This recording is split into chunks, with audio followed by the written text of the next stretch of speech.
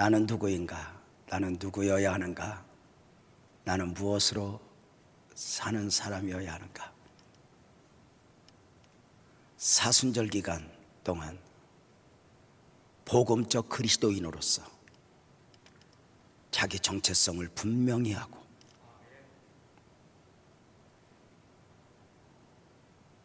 이렇게 살아도 되고 저렇게 살아도 되는 것이 아니라 나는 누구여야 하는가?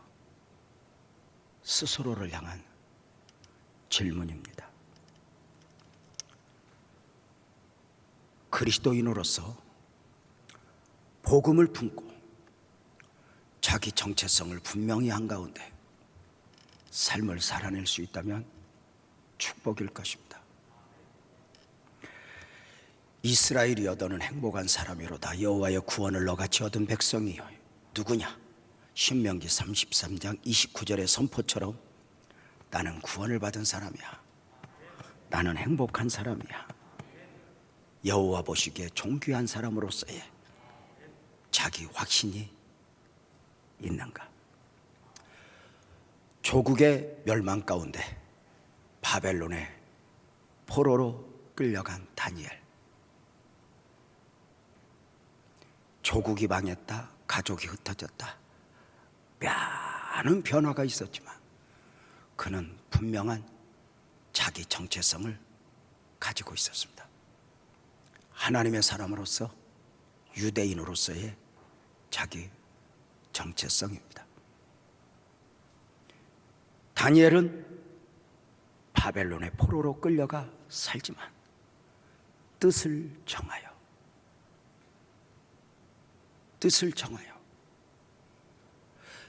자기 정체성을 분명히 한 가운데 왕의 진미 앞에서 거룩을 지키고 유대인으로서 이름을 지키고 사자굴 앞에서 기도를 지켜냈습니다.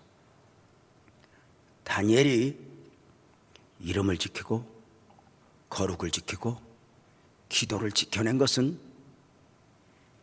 내가 이렇게 지켜야 할 것을 지키면 하나님이 나에게 복을 주실 거야, 계산이 아닙니다. 그냥 고국에 있을 때 하나님의 사람으로 살았던 것처럼 바벨론이라고 하는 환경은 바뀌었지만 나는 누구여야 하는가? 정리된 가운데 삶을 엮어가는 것이었습니다. 진리는 변하지 않습니다. 복음도 변하지 않습니다. 변한다면 진리가 아닙니다. 기독교적 관점에서 보면 정체성을 크게 둘로 일반적 정체성과 영적 정체성으로 구분을 할 수 있습니다. 일반적 정체성은 시대에 따라 환경에 따라 달라지는 것입니다. 조선시대 제사 문화는 절대적 진리였습니다. 부모를 거역하고 돌아가신 부모의 제사를 드리지 않는다면 사회적으로 매장을 당할 정도였습니다. 부모가 돌아가시면 3년 동안 상복을 입고 지내야 하는 것도 말입니다. 시대가 많이 바뀌었습니다. 지금은 꼭 교회를 다니지 않아도 제사의 문화의 필요성을 그렇게 인식하지 않습니다. 한때 공자가 죽어야 나라가 산다 라는 책이 서정가를 휩쓸었던 적이 있습니다. 공자 사상, 이것을 빼내야 한다. 한 시대의 절대적 진리가 시대가 달라져 변한다, 진리가 아니라는 것입니다. 진리는 변하지 않습니다. 아브라함 때에도, 다니엘 때에도, 바울 때에도, 말틴 루터 때에도, 지금도. 변하면 진리가 아닙니다. 바벨론에서도 예루살렘에서도 사자굴 앞에서도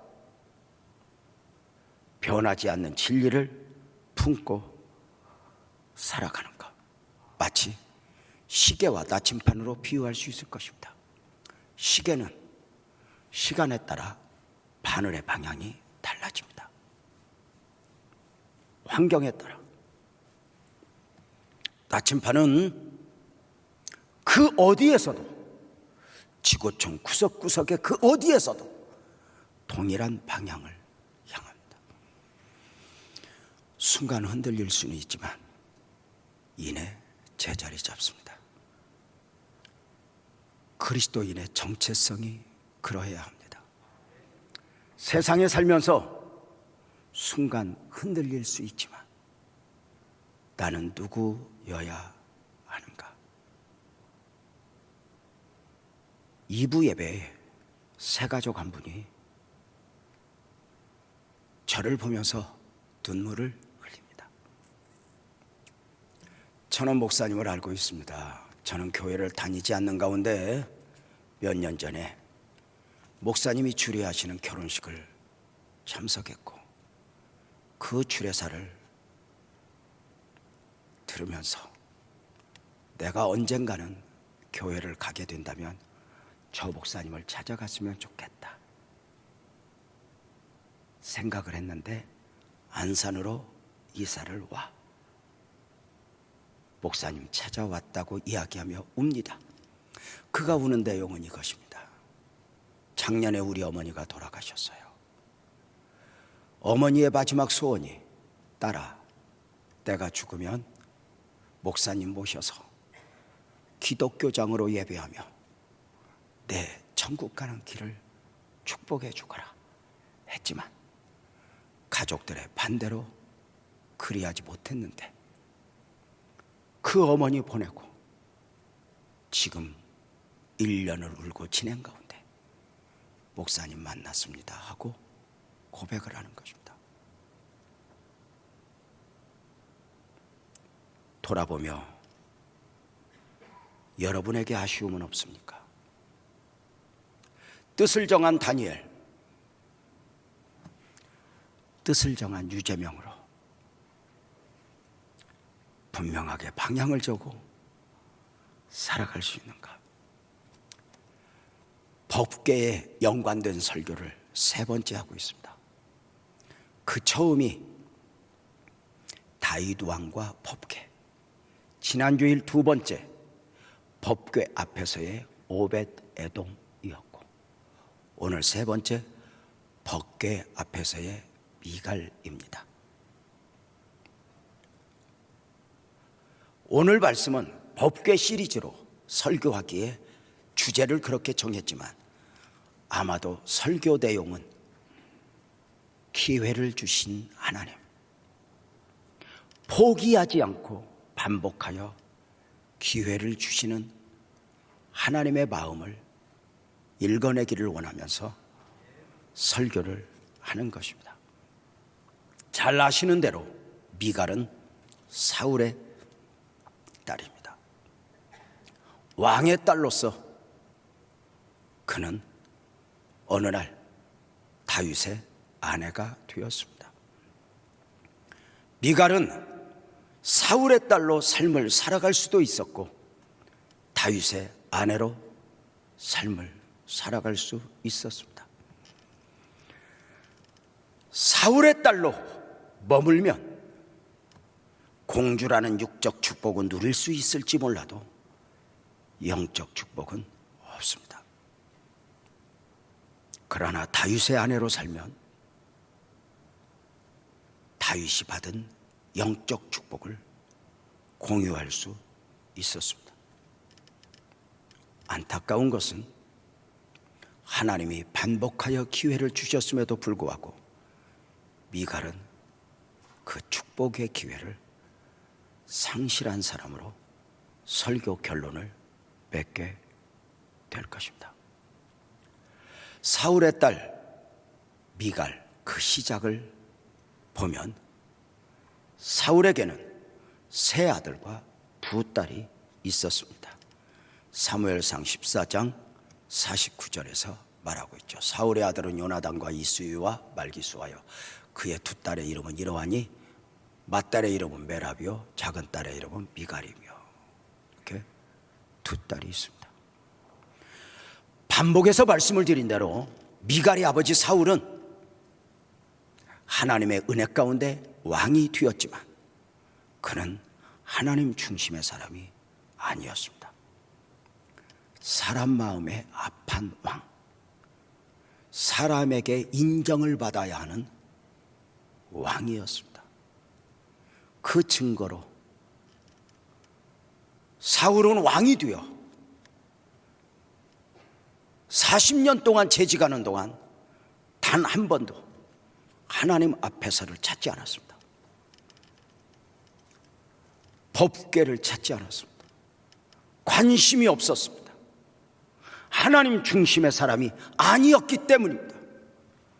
법궤 앞에서만이 아닙니다. 왕으로서 국가가 위기에 처해 있을 때 하나님을 찾은 것이 아닙니다. 분명한 것은 그가 누구이든 고난 중에 있다 하여 삶이 어렵다 하여 하나님을 찾는 것이 아닙니다. 누군가가 하나님 앞에서 하나님을 구한다면 그 자체가 축복인 것입니다. 사울은 블레셋의 위기 앞에, 골리앗의 위기 앞에 하나님을 찾은 것이 아니라 사람 마음에 합한 왕답게 세상의 방식으로 접근하니 이렇게 나라에 공포를 합니다. 누구든지 저 블레셋의 위기 앞에서, 골리앗의 위기 앞에서 골리앗을 이겨 나라를 구하면 내 딸들을 아내로 주어 사위를 삼겠다입니다. 영화 안 봤어요? 소설 안 읽었어? 내 사위로 삼겠다. 누구도 골리앗을 상대할 용기를 내지 않는 가운데 다윗이 전쟁터에 왔고 다윗이 골리앗을 이기겠다고 일어납니다. 다윗은 사울 왕의 사위로서의 욕심이 아닙니다. 저 이방 나라 장군이 멸시하는 만군의 하나님, 그 이름을 안고 달려가는 것이었습니다. 그는 골리앗을 이겼고 민족을 구했습니다. 문제가 생겼습니다. 다윗의 사건 이후 온 나라는 다윗을 칭송하니 그 노래가 사울은 천천히요 다윗은 만만이었습니다.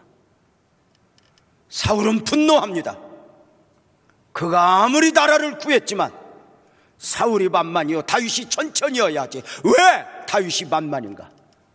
그때부터 사울은 다윗을 정적으로 삼아 다윗을 죽이기로 계획을 세웁니다. 이게 정치의 특성입니다. 정치인들은 제법 조국을 위하여, 나라를 위하여, 민족을 위하여 외쳐보지만 어려우면, 사람에게 인정을 받지 못하면, 대중에게 인정을 받지 못하면 밑바닥이 다 드러납니다.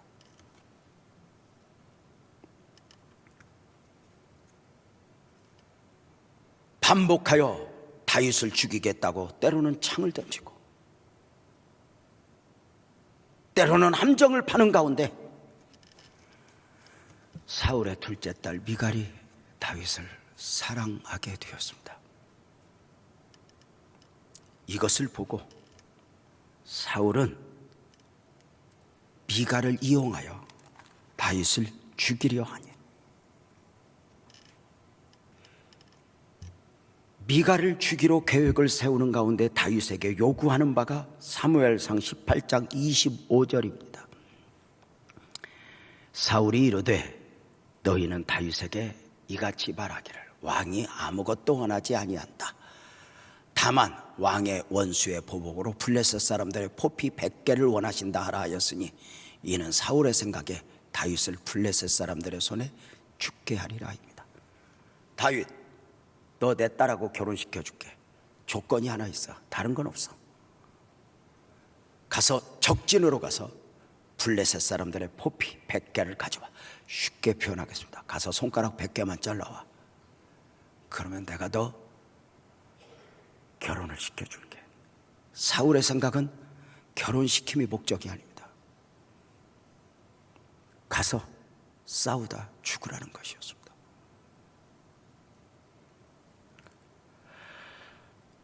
실패했습니다. 다윗은 사울이 원하는 대로 블레셋 군대를 이겼고 손가락 100개를 잘라왔습니다. 이제 전혀 다른 방법으로 다윗을 넘어뜨리기로 계획을 세우니 선택의 여지 없이 미갈을 다윗에게 아내로 주는 성경적 표현이 사무엘상 18장 21절입니다.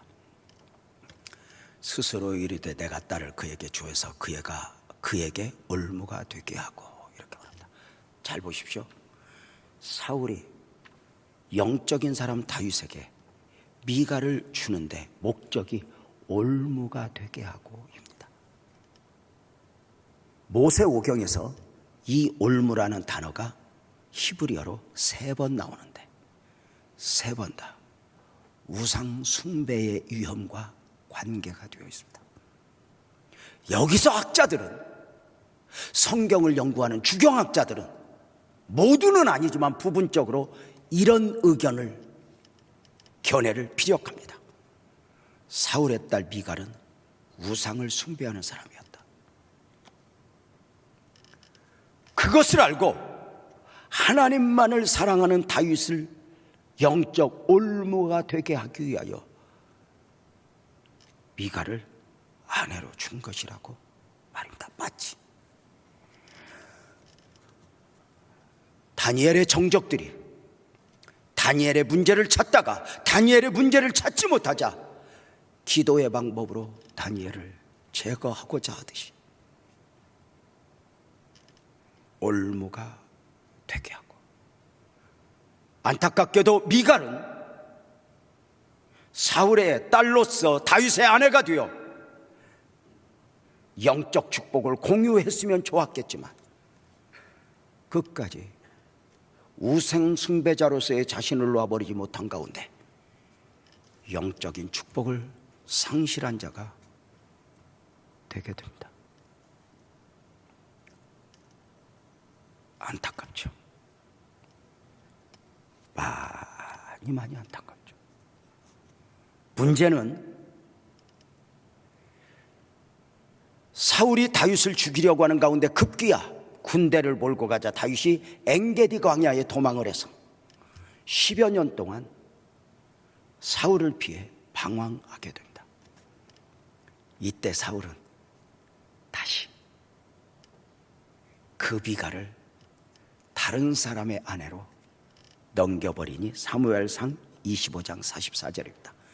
사울이 그의 딸 다윗의 아내 미갈을 갈림에 사는 라이스의 아들 발디에게 주었더라.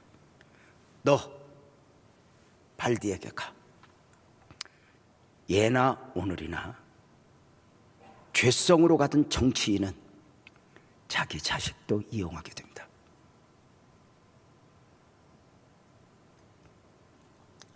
인간의 죄성이 그러합니다.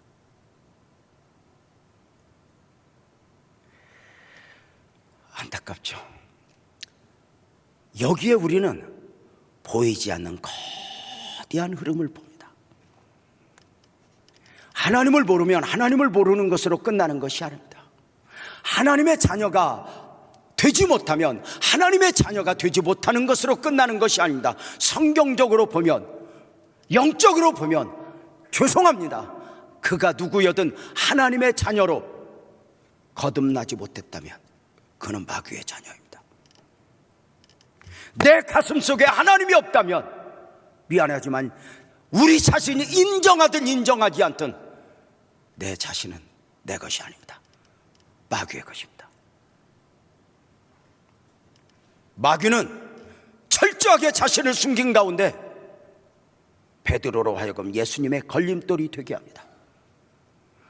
십자가를 앞에 두고 가시는 예수님을 말리는 것입니다. 예수님 단호하게 말씀하십니다. 사탄아, 내 뒤로 물러가라. 마귀는 가룟 유다의 마음에 예수 팔려는 생각을 넣었습니다. 예수를 팔았던 가룟 유다는 가룟 유다가 아니었습니다. 그 안에 마귀였습니다. 우리가 이런 것을 보면서 삼가 두렵고 떨리는 것은 내 발이 내 발이 아닐 수 있고 내 생각이 내 생각이 아닐 수 있다는 것입니다. 그죠? 상대적으로 우리 복음적 그리스도인은 예수를 모신 뒤에 내 삶의 자세를 갈라디아서 2장 20절에서 봅니다.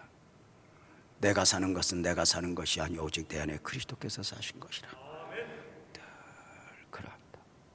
늘 그러합니다. 사울이 죽었습니다. 요나단이 죽었습니다. 다윗은 헤브론에서 왕이 됩니다. 왕이 되면서 다윗은 사울과 요나단에 대한 거룩한 부담이 있었는지 미갈을 수소문하여 찾아 다시 아내로 데려옵니다. 학자들은 미갈이 정치적으로 이용을 당하여 발디에게 갔지만 사울이 죽으면서 정치적으로 문제가 되면서 미갈은 또 홀로 유린당하는 자가 되어 있다는 사실을 알고 다윗이 왕으로서 다윗이 아내로 데려오는 것입니다. 사무엘상 3장 13절 14절 다윗이 이르되 좋다. 내가 너와 언약을 맺거니와 내가 내게 한 가지 일을 요구하노니 나를 보러 올 때에 우선 사울의 딸 미갈을 데리고 오라. 그러지 아니하면 내 얼굴을 보지 못하리라 하고 다윗이 사울의 아들 이스보셋에게 전령을 보내어 이르되 내 처 미갈을 내게로 돌리라. 그는 내가 전에 블레셋 사람의 포피 100개로 나와 정혼한 자니라. 미갈을 데리고 오라. 그는 내 아내다. 저는 여기서 다윗이 위대한 사랑꾼이었다, 이걸 말씀드리고자 함이 아닙니다. 하나님의 시각으로 이 장면을 보면 보이는 게 있습니다. 무엇이요? 미갈에게 영적 축복을 받을 수 있는 기회입니다.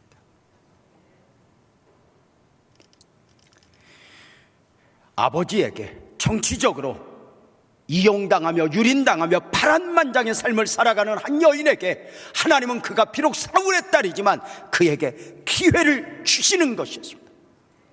반복하여 포기하지 않는 하나님의 사랑입니다. 이것이 부모의 마음 아닐까?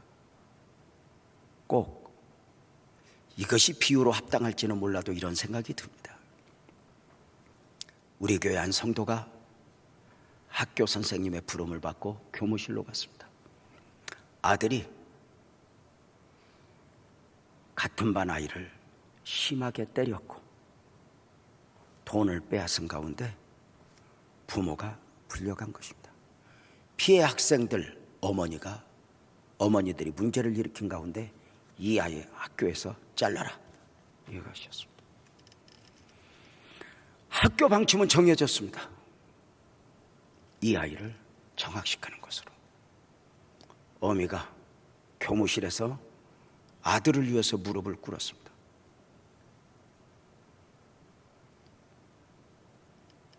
아들을 대신해서 제가 용서를 구합니다.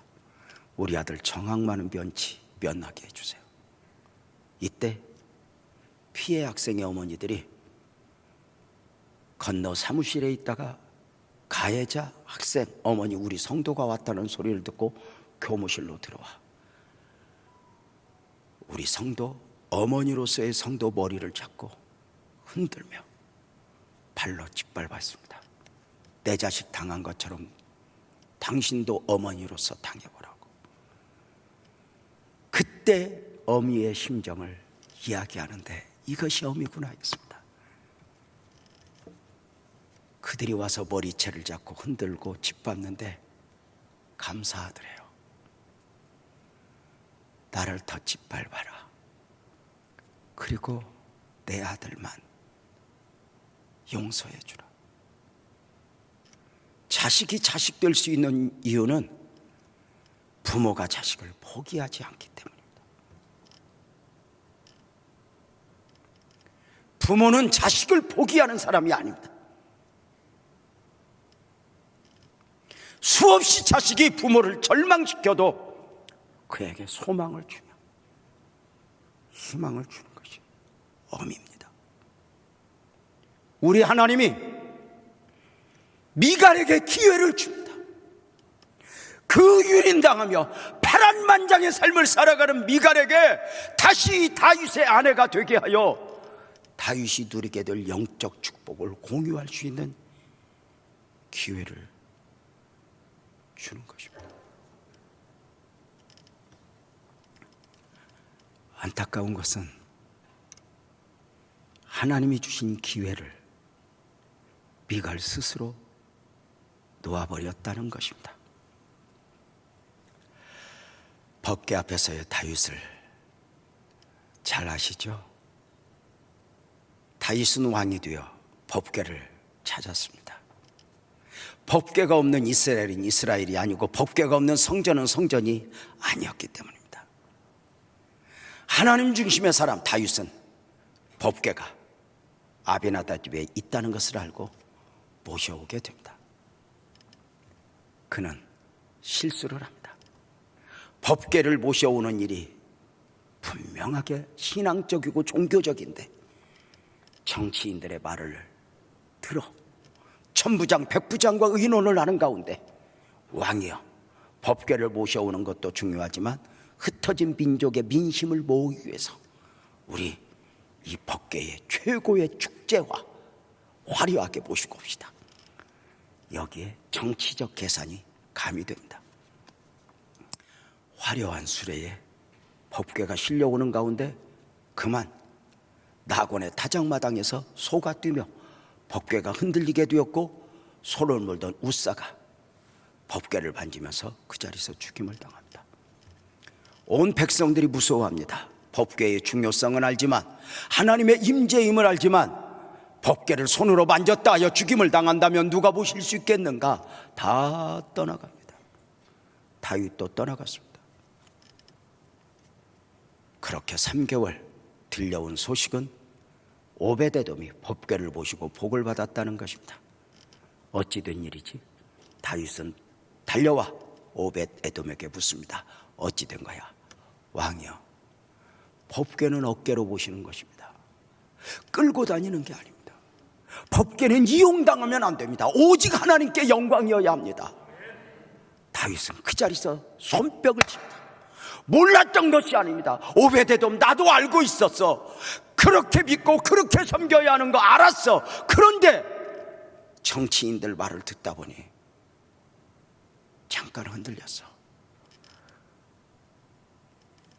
오벳에돔의 간증과 함께 다윗은 법궤를 어깨에 메고 오니, 사무엘하 6장 12절이었죠. 다윗이 가서 하나님의 궤를 기쁨으로 메고 오는데 얼마나 행복한지. 이제 다른 목적 하나도 없어요. 정치적 목적 이런 거 다 없어요. 더 좋은 방법 없어요. 성경이 원하는 대로, 율법이 원하는 대로, 하나님이 정해주신 바대로 그렇게 법궤를 모셔오는데 이제는 주변에 정치인이 없어요. 제사장과 함께 모시고 오는데 그의 모시는 방법을 사무엘하 6장 13절 14절은 소개해요. 여호와의 궤를 맨 사람들이 6걸음을 가며 다윗이 소와 살찐 송아지로 제사를 드리고 다윗이 여호와 앞에서 힘을 다하며 춤을 추는데 그때에 다윗이 에봇을 입었더라. 다윗은 법궤를 모시고 올 때 예배자의 영성으로 모시고 와요. 법궤를 어깨에 메고 오는 가운데 고개마다 하나님 앞에 예배를 드려요. 주님이 예루살렘에 이만큼 가까이 오니 감사입니다. 감사입니다. 감사합니다. 무엇보다도 그는 예봇을 입었어요. 그 예배 제사 의복이에요. 마치 성가대 가운처럼 그 예봇을 입고 왕으로서 그는 제복이 아니라 예배자로서의 옷을 입고 오는 거예요. 오면서 그는 춤을 덩실덩실 추워요. 나중 미갈이 지적할 때 다윗은 그 지적 앞에서 춤을 덩실덩실 예배자의 영성으로 그렇게 법궤를 보시는 중에 다윗이 했던 말이 사무엘상 6장 21절이죠. 사무엘아, 이는 여호와 앞에서 한 것이야. 나를 여호와의 백성 이스라엘의 주권자로 삼으셨으니 내가 여호와 앞에서 뛰놀 거야. 당신이 내 마음 알아. 나는 여호와 앞에서. 사람이 어찌 보든 나 상관없어. 왕으로서 이렇게 춤을 추다가, 예배자로서 춤을 추다가 내가 하나님 앞에서 기뻐 뛰노는 것을 왕의 채통에서 손상된다고? 아니, 사무엘하 6장 22절로 보면 이렇게 말해요. 내가 이보다 더 낮아져서 스스로 천하게 보여도 상관없어. 사람 앞에서가 아니야. 사람이 나를 어떻게 보든 아무 상관없어. 나는 하나님 앞에서 나를 놓아버리지 않았습니다. 하나님 앞에서이다.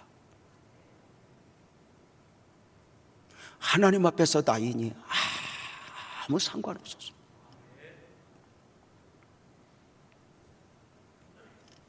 하나님만 원하면 상관없었습니다. 법궤 앞에서 미갈은 어떠했다고요? 안타깝죠. 다윗의 아내로 오랜 나흘 동안 살면서도 그 과거에 섬겼던 우상단지를 던져내지 못하고 다윗이 품고 있는 영적인 축복을 공유하지 못하는 거예요. 어떻게 알 수 있죠? 여러 가지가 있지만 법궤가 다윗성으로 모셔오는 과정 속에서 알 수 있으니 사무엘하 6장 16절 볼게요.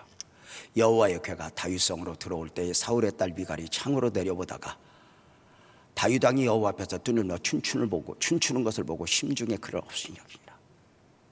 자, 여기서 두 가지 볼까요? 하나는 그 엄청난 축제, 그 예배의 자리에 미갈은 없습니다. 방 안에 있습니다.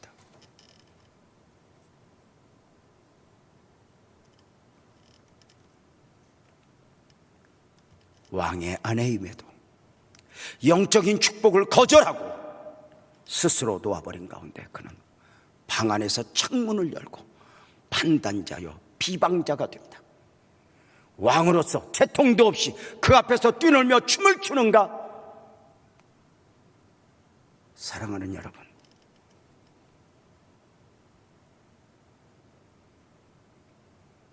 교회 밖 세상과 교회의 다른 점은 육이냐 영이냐입니다. 문제는 교회 안에도 육에 속한 사람과 영에 속한 사람이 있습니다. 영은 육을 품어도 육은 영을 품을 수가 없습니다. 육에 속한 사람 미갈은 다윗의 예배를 절대 이해할 수 없습니다. 왜냐하면 그것은 하나님 앞에서 영적 행위이기 때문입니다. 왜 그렇게 예배드려? 꼭 기도를 그렇게 해야 돼? 교회 공동체 안에서 교회는 다니지만 그의 직임이 어떠하든 육적 사고에서 벗어나지 못한 사람은 늘 합리적, 때로는 자기 안에 담겨지지 않으면 비방하고 판단하고 정죄하는 경우들이 많이 있어집니다. 천주교 포함 불교 포함 이 땅의 모든 종교와 기독교가 하늘과 땅만큼 다른 게 뭐죠?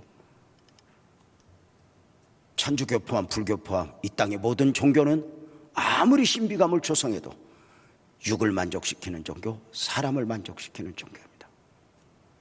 그래서 같은 것을 공유하기 때문에 믿음이 없는 세상 사람들도 천주교, 불교는 거부감이 없습니다.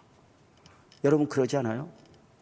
가끔 TV나 영화에서 뉴스에서 불교의 미사 드리는 장면이 나옵니다. 스님들 100명이 대웅전에서 가부좌를 들고 예불을 드립니다.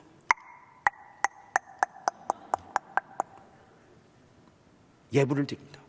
안 믿는 사람들이 그 반응, 그 모습을 보며 거부 반응을 일으키나? 아니요. 나도 저기 있었으면 좋겠다. 천주교 미사 드리는 장면도 그러합니다.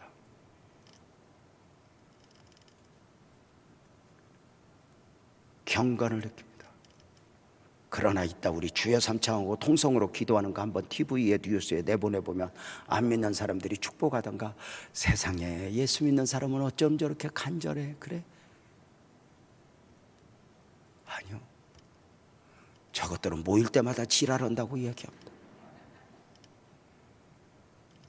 교회 공동체 안에서도 육에 속한 사람은 영에 속하는 사람 행위를 절대 이해 못합니다.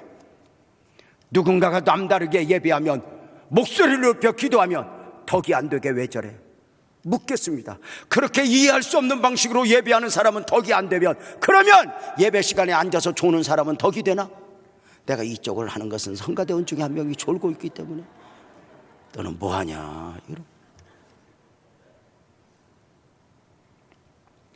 저렇게 예배드리고 기도하려면 안 나오면 좋겠어, 불편하잖아. 그러면 그 사람 나온 것은 문제가 되고, 철야 기도의 시간에 집에서 누워 잠자고 있는 당신은 덕을 세우고 있습니까? 예배의 자리에 창문을 열고 비방하고 판단하고, 교회의 많은 일들은 절대로 인간의 상식 안에 담아내지 않습니다. 법궤를 보시는 과정을 모두 바치고 다윗이 집으로 돌아오자 미갈의 판단 다시 한번 볼까요? 사무엘하 6장 20절이죠. 다윗이 자기의 가족에게 축복으로 돌아올 때 사울의 딸 미갈이 나와서 다윗을 맞으며 이르되, 이스라엘 왕이 오늘 어떻게 영화로운지 방탕한 자가 염치 없이 자기 몸을 드러내는 것처럼 오늘 그의 신복의 계집종의 눈앞에서 몸을 드러냈나이다. 창녀가 몸을 드러내듯이 왕이여 이게 무엇인가? 다윗은 딱 하나입니다. 간단합니다. 22절, 내가 이보다 더 낮아져도 상관없어.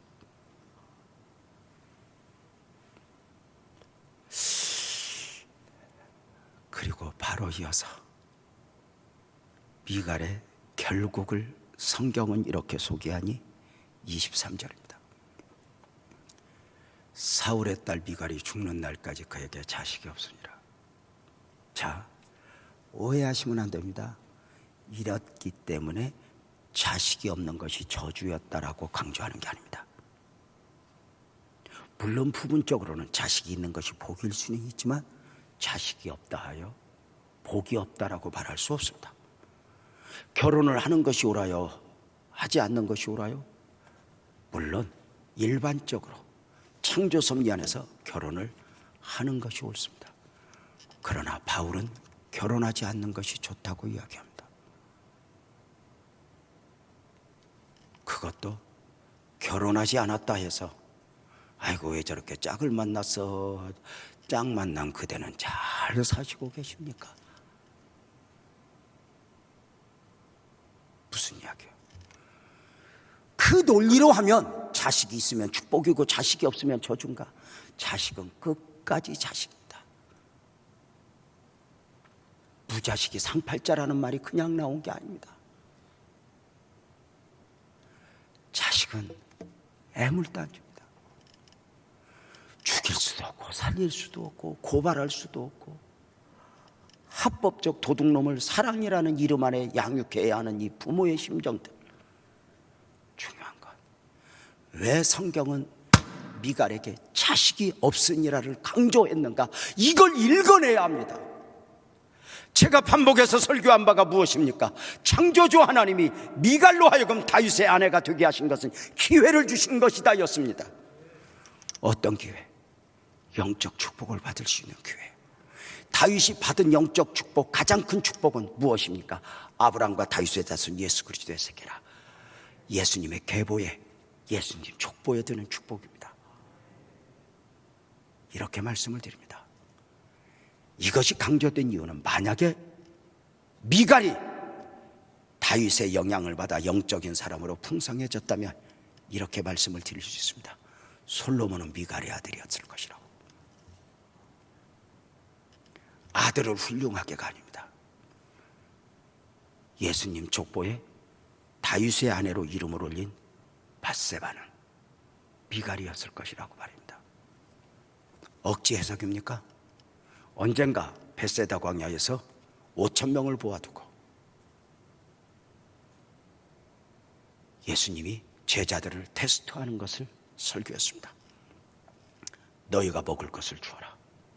똑똑이 빌립을 향하여 빌립아 먹을 걸 주어. 빌립은 말합니다. 예수님 5,000명입니다. 생각 좀 해보세요. 이들을 먹이려면 200데나리온의 돈이 필요합니다. 돈 없어요. 돈이 있어도 사 먹일 식당 없어요. 집으로 보냅시다. 예수님이 바보예요. 돈이 없다는 거, 사 먹일 식당 없다는 거 다 알고 너희가 먹을 것을 주라 하시면 믿음을 시험하시고, 여기에서 저는 이렇게 말씀하셨어요. 하나님은 빌립에게 수제자의 축복의 기회를 주셨다고. 그러나 그는 테스트에 성공하지 못하여 축복의 기회를 거절했다고. 억지 해석입니까?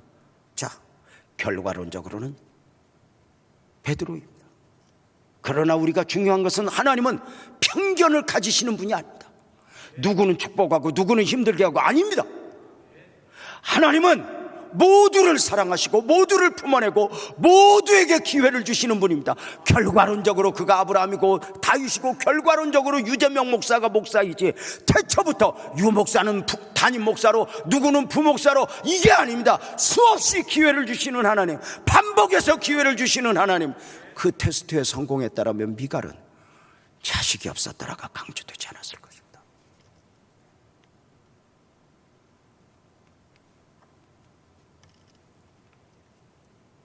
여러분이 원하시는 바는 누구입니까? 무엇입니까? 목사들이 원하는 바가 있습니다. 대전 한밭제일교회에서 목회자 세미나 강사로 섬기는 동안 목사님들이 1,300명 정도가 모였습니다. 목사에게 가장 큰 소망은 두 가지입니다. 교회 부흥과 성전 건축입니다. 교회 부흥과 성전 건축. 그 교회 부흥과 성전 건축을 갈망하는 목사님들이 한밭제일교회에 모여서 저 못난이 유재명 목사가 어떻게 성전을 건축했는지, 어떻게 부흥을 이루었는지 듣지 않은 것이었습니다. 저는 그 목사님들 앞에서 부흥을 원하십니까? 성전 건축을 원하십니까? 물었습니다. 여러분이 목사님들이라고 하고 아멘으로 한번 해보세요. 부흥을 원하십니까? 성전 건축을 원하십니까? 그래서 열심히 몇십 년 동안 목회자로 달려왔는데 부흥을 주지 않는 하나님이 밉습니까? 성전 건축을 허락하지 않는 하나님이 밉습니까? 혹시 완전하신 하나님에게서 문제를 찾는 것은 아닙니까? 돌이켜 보십시오. 하나님이 언제라도 여러분에게 여러분이 가장 원하는 부흥의 기회를 과거에 주시지 않았는지, 성전 건축의 기회를 주시지 않았는지 한번 돌아보십시오. 돌이켜보면 하나님은 수없이 영적 축복을 공유할 수 있도록 기회를 주셨지만 기도하지 않아서, 믿음이지 않아서, 인간적이어서 그 축복을 거절한 것은 아닙니까? 저는 이렇게 말씀을 드렸습니다. 제가 성전을 건축하고 보니 하나님은 성전을 건축할 때 더 좋은 환경을 주시거나 돈을 풍성하게 주시는 분이 아니라 믿음을 주시는 분이었습니다. 그래서 하나님이 주신 믿음을 따라 가지 않으면, 돈은 없지만 환경은 반대하지만 믿음을 따라가면 하나님의 역사는 이루어졌습니다. 그러나 누군가가 반대한다고, 환경이 어렵다고 한 번만 미루면 믿음이 믿음되지 못하여 성전을 건축하지 못하는 경우가 있습니다. 하나님이 여러분에게 복을 안 주신 것입니까? 아니면 하나님이 주신 복의 기회를 여러분 스스로 거절한 것입니까? 할 때 1,300여 명 목회자들 전부가 고개를 가로저은 것이 아니라 고개를 끄덕이며 눈물로 통곡했습니다. 맞다고, 하나님이 기회를 주셨다. 근데 그때 기도하지 않아서, 인간적이셔서 믿음을 놓아 그만 축복의 기회를 놓쳤다. 저는 그들에게 이야기했습니다. 아직도 듣지 않았다고. 하나님은 당신을 사랑하는 마음 변하지 않았다고. 당신을 기대하는 마음 변하지 않았다고. 이제라도 돌아가자, 이제라도 바로 서자. 함께 통곡하며 기도했습니다. 이제 우리 이야기합시다. 목회자가 부흥을 원하듯 우리 모두 축복을 원합니다.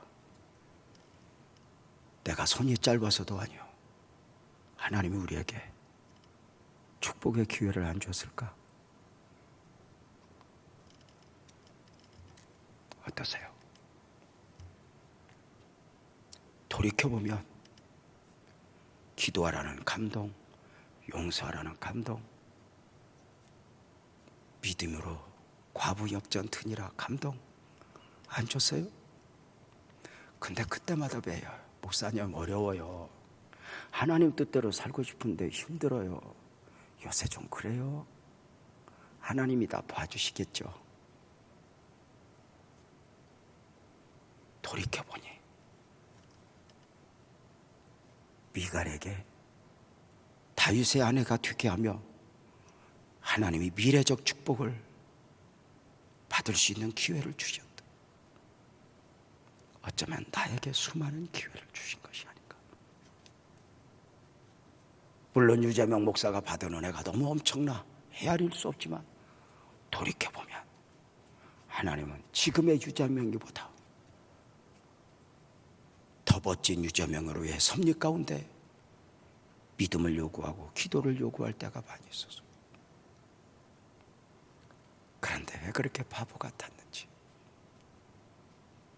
돌이켜보면 한없이 죄송해서 눈물만 나요. 하나님이 기회를 주시지 않았을까? 인내해야 할 때 인내하지 못하고. 여러분 어떠세요? 목사님 이제 다 늙었어요, 포기할래요? 아니요, 지금도 늦지 않아요. 이제도 결단하시면 돼요. 이제라도 나는 누구여야 하는가? 하나님의 마음을 읽어 하나님의 손을 잡으시면 돼요. 내 나이가 몇이든 75세요 100세여든 하나님은 어떤 조건이나 환경 때문에 당신의 일을 못 이루시는 분이 아니에요. 주님 내 손 잡아주세요 하고 손을 내밀면, 그래 내가 너 알아, 내가 너 잡아줄게.